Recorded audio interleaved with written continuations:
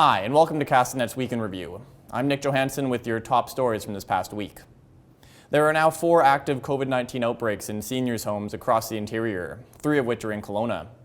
Outbreaks at Kelowna's Spring Valley Care Centre and Sandalwood Retirement Resort, along with Orchard Haven Care Home in Karamias, were declared in the last week.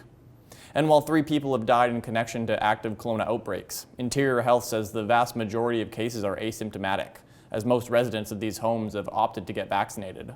School staff across the central Okanagan started to get vaccinated last week, and teachers across the rest of the interior will start to receive vaccines in the next few weeks. The province provided more details last week about the new public health orders banning travel in and out of the Lower Mainland.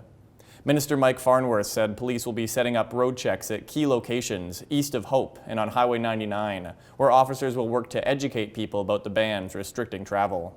Road checks can be set up on highway corridors that connect different regional zones of the order.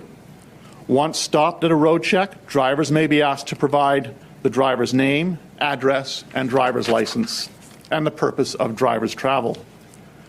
Documentation regarding travel will not be required, and passengers in the vehicle are also not required to provide this information. Those found in contravention of the orders could receive a $575 fine. A 234-acre waterfront estate south of Vernon has sold.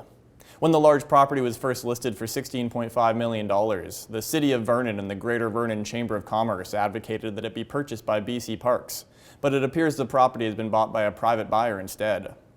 The Chamber and Vernon-Monashee MLA Harwinder Sandhu expressed disappointment about the sale.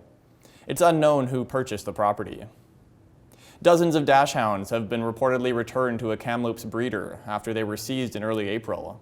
38 dogs were taken by the SPCA on April 6th, after the organization said they were living in cages in areas with excessive feces and high levels of ammonia from urine.